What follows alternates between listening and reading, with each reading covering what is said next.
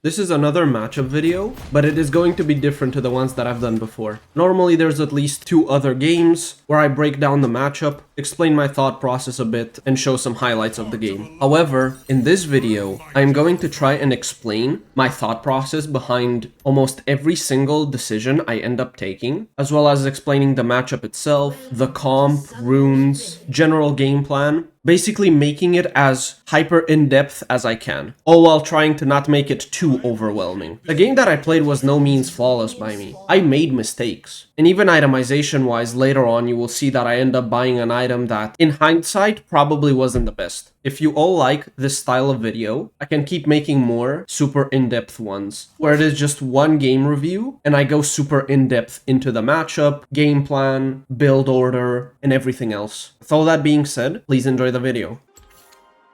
Before the game actually starts, what you can do during the loading screen, or right after the loading screen, is go onto a website like op.gg or u.gg and find out exactly what runes your opponent has. You can do this either for everybody on the enemy team or just your laner. They will show their entire rune setup. For example, in this case, I know Yone has Resolve secondary, but I don't know what in Resolve he has. He could have Bone Plating, he could have Second Wind, maybe he has Conditioning for scaling, maybe he has Demolish, which means I can't leave a lane if it's not pushed all the way in, or else he can proc it. And this is something that you can do completely for free. You just go on a website and check. You can see his exact runes right here, and what his rune setup is telling me is that he's going to have a lot of sustainability. He has Second Wind, and combined with Doran's Shield and Absorb Life, he will heal a lot. So whenever I take a trade, he will heal quite a significant amount after the trade is done. Here is the setup that I ran this game, and I'm going to explain each individual rune slot and why I chose the rune I did. First off, the keystone itself, which is Phase Rush. The reason I chose this over Conqueror is because, in my opinion, it is the best general rune for Garen, for the higher ranks. Most of the time, if you go on side lane as Garen and play Conqueror, if you get collapsed on by even 2 people, you are either forced to take the fight and try to 2v1, or you die, because you can't really escape. Phase Rush makes it to where you can outrun even 2 or 3 people, just with its one proc. This keystone alone makes Garen an impossible split pusher to catch. Anytime you try to collapse on him, he can proc it and speed away. The slow resist, combined with the movement speed that you get from the active itself, combined with your Q speed, makes it essentially impossible to get close to the Garen. He can draw a lot of pressure to himself without really being in threat of dying. Then you have Axiom Arcanist. Your only other option here is Nimbus Cloak, and right now I basically always take Arcanist over Nimbus. The damage increase is very nice for Garen's ultimate, very noticeable, and it allows you to have higher kill ranges because of the increased damage, on top of refunding some of the ultimate cooldown anytime you get a takedown, meaning you can kill even more the more ults you successfully get kills with. Next one is Celerity. You can honestly do all 3, so you can do either Transcendence or Absolute Focus as well, but I prefer Celerity because you get that extra bit of movement speed flat out, plus an increase to every other movement speed effect you gain. So when you press your Q as Garen, you're going to be faster. When you activate your Stride Breaker and slow someone down and give yourself speed, you will gain even more speed. And on the last slot, it's Gathering Storm. You're never taking anything else here. Scorch is really bad, and Water Walking is super mega niche, and you only ever really do it if you look to perma hyper roam. But that's it, and even then I don't think it's that good. The Resolve tree is essentially specifically taken only for Second Wind. This mini rune, combined with your passive and Doran's Shield, makes Garen frustratingly difficult to push out of the lane. You will heal a lot after trades, and the opponent has to constantly poke down your passive, and even if they do, the Second Wind plus Doran's Shield combo will still heal a very significant amount. So the second mini rune you take doesn't really matter as much, and it is mostly a filler one. Most of the time you tend to take Overgrowth, but there are matchups where you can take Demolish, such as into a Nasus where you're probably going to push him in a lot, so you can proc that Demolish for free. I could also talk about itemization a bit here, but the thing is, the build itself would adapt depending on how the game goes. The one item that stays consistent though is Stride Breaker. I'm going to get that as my first legendary item no matter what, and then I will explain my thought process behind my other items as as the game continues. I can also talk a bit about the team comps as a whole, as well as the general game plan. They have a lot of area of effect abilities that can combo into each other and make team fights very difficult to fully play out. For example, Lissandra can jump in, get a massive AoE with her W ult, followed up by a Yone ultimate, which will then enable Yasuo to use his ultimate, and then Pyke can come in for a cleanup with his ulti plus his E-stun, and then you have Cassiopeia just doing DPS. We're not super low on AoE ourselves. I have my spin, and Zack's entire kit is fully area of effect with a lot of disruption, as well as the Kiana ultimate if we fight near walls, and then Blitzcrank ultimate with another AoE of his own. It mostly depends on whether or not we can get picks beforehand, or if Zack can get a good jump angle in. However, it is not set in stone that this will be the case, because we may be able to beat them out earlier, or maybe they get some kind of lead, so then we have to play more through side laning. It all depends on how the actual game goes, but it is good to kind of have like an overall game plan for the comp at hand. My own game plan could be as simple as sit on side lane permanently and draw attention to myself, because I should be able to always escape it with my phase rush if I actually do get collapsed on by multiple people, which means my team should be able to take a fight where the enemy is outnumbered or secure an objective. So I can draw more people to myself to the area where there is no objective, so that it takes them a longer time to run back to the objective after they stop my split push.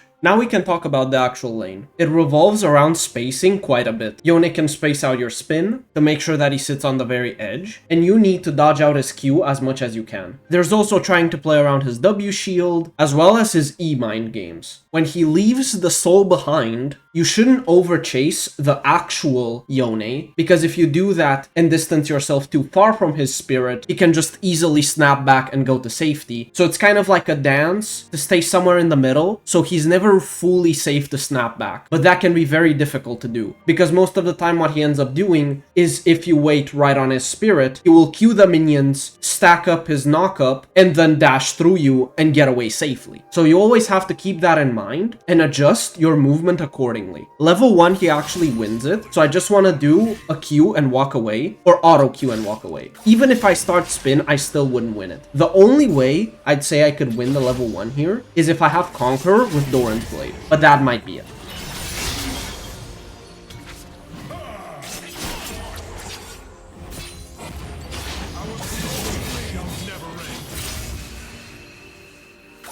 This looked like an actual basic trade, like you just do your QE, auto attack, and then walk away. But I want to go a bit more in depth into it. I actually cancelled my spin earlier because I know that if I don't, Yone will be able to auto attack me a lot and stack up his lethal tempo. If he does that, he will massively outtrade me. And then to add to this, the lethal tempo attack speed makes his Q have a lower cooldown, as well as his W, which means that he is going to be able to stack up his third Q onto me if I take the full trade with the full spin, and then dash into me and murder my health bar, potentially even forcing me to flash away. So instead, I take a shorter trade where I cancel out my spin early, so I can do the auto attack that procs my phase rush, and then not get massively chunked.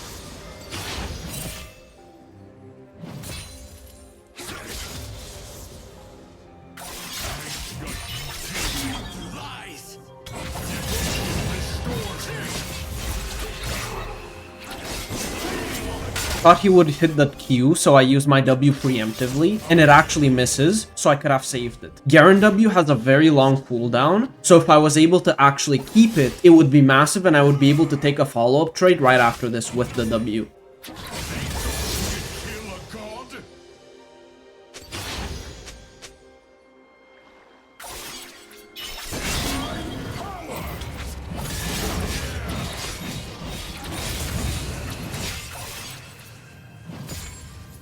The reason I use Ignite here is because if he commits to the full fight, he would actually win it and kill me. I want to Ignite to discourage him from doing this. I also don't actually need Ignite for the next all-in. He is low enough to where he would die if I just pop my ultimate on him as I hit my 6, potentially needing a Q plus ult. It also forces him to recall right here, because his regeneration will give him a lot of extra health, but it won't be enough to where it's going to save him from my level 6 all-in. So I don't actually need the Ignite for the 6 all-in. sullen. But using it here both discourages him from engaging with the 1v1 and setting up a dive on my 6. And even though I'm not that close to level 6 yet, we're still both barely level 4, this gives me complete lane priority right now. And I can constantly push him in and even trade into his turret with a short combo of auto plus Q plus E, and then using my W to tank the follow-up turret shot to get him even lower. Potentially even setting up a dive before 6 if he greeds. Even though he looks like he has a ton of health here, because he did get to regenerate quite a bit until 6, he actually did play it more passively, he is still in kill range. Especially because he greeted here and used his E to try to trade into me, and then I hit my 6 and ulti him. I'll explain why I bought plated steel caps here. Yone's Q and auto attack both get reduced by the plated steel caps effect. And getting movement speed is very important into a lane like Yone because you need to move around a lot to be able to space him reliably. On top of that, a lot of Yones also rush their tier 2 boots and will go for something like Berserker Greaves. And even though I could do the same, I will take way more damage if I took Berserkers myself, or even Swifts. Sure, Boots of Swiftness give me more movement speed, but plated steel caps are good for both Yone and Yasuo in this case, and in my opinion, they give a surprising amount of tankiness just from these boots alone. And after that, I spend the rest of my gold going into Stridebreaker.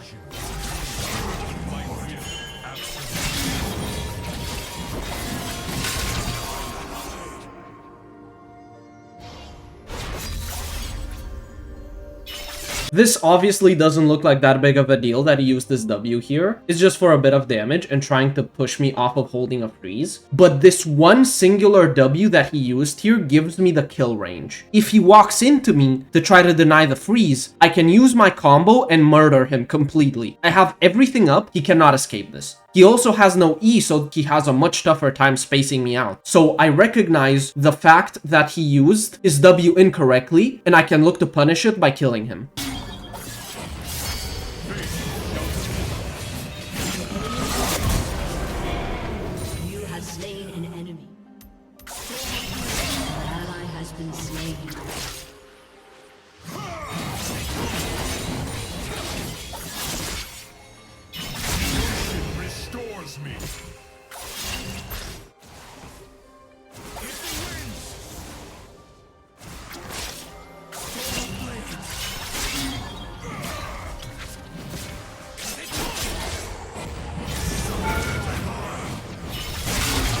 I actually messed up this dive big time, and then I even get killed. Yasuo and Pyke come to kill me, and there might have been a chance I would live if I flash, but I wasn't 100% sure, so I didn't.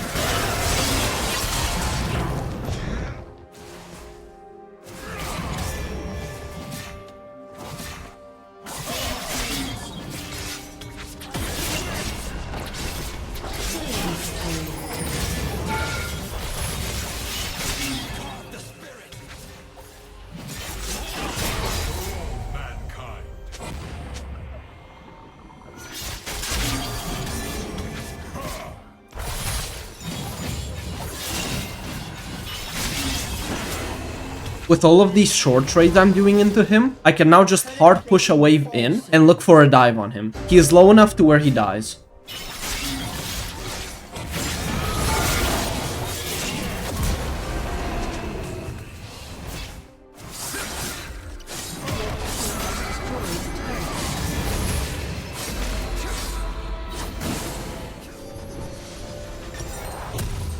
Right here, my next item is going to be Serpent's Fang. And you might wonder why, since they only have a Yone W and a Yasuo passive. But you also have to take into consideration the likely items that they will be going. Both Yasuo and Yone can go Immortal Shield Bow. Yone usually takes it second. And then Cassiopeia will end up getting a Seraph's, which will give a very large shield. So there will be added value because they are going to buy items that give shielding. They can choose not to do that, but then they might go into a secondary item that won't be as good for them, especially for Yone and Yasuo.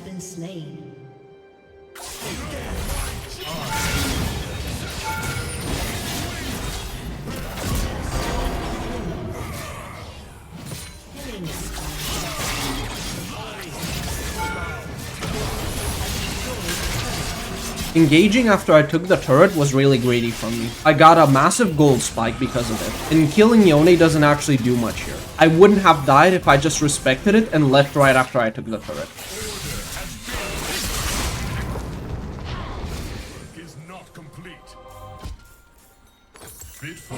I wanted to go for Mortal Reminder to cut out their healing, but looking back, they really didn't have that much. They had Yone and Yasuo Blade of the Rune King, which is fine, but nothing special, and then Cassiopeia's E-healing, on top of her Conqueror when it was stacked up. I thought Mortal Reminder would give me more value because of the heal cut over Lord Dominic's here, from those heal effects, but honestly they were not that insane to begin with. LDR is also cheaper and gives me more damage, so this was simply a bad purchase from me. Here, I want to look for an engage on the opposing team, but honestly, it is not good from me, and it was very greedy. Zac is doing the dragon right now, so our main engage is not gonna be able to be in the fight. On top of that, I actually kind of get caught out by the Pyke and the Yasuo, and almost died to it. I was able to get off my full combo, but this was a very poor choice for me to look for an engage here. It was simply greedy, due to the fact that Zac is nowhere near us. He simply can't be because he's actually doing the sole point.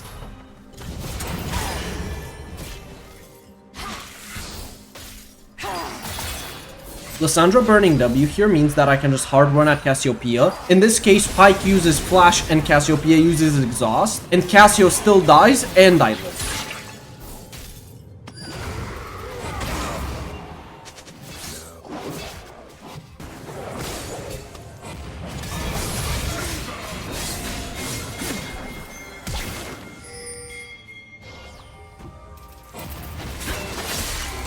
Not using my ultimate on Yasuo instantly cost me the kill. I just didn't want to throw my ultimate at all. Hallowed be my name.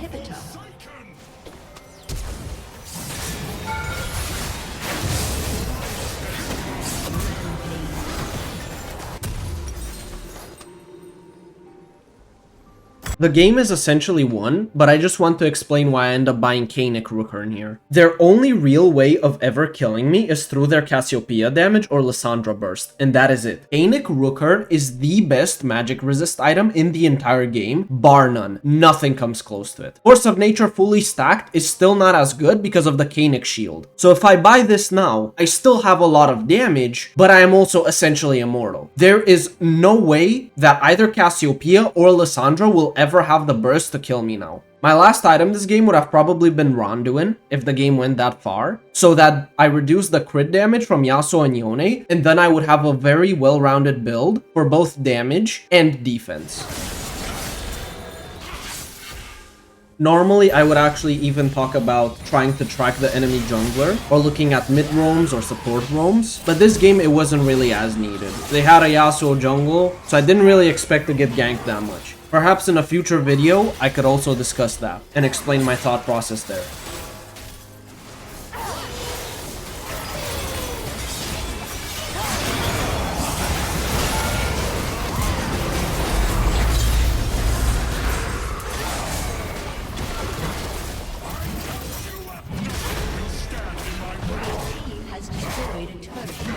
Thank you all for joining me in this video. I hope you found the information useful, and I will see you in the next video, hopefully very soon.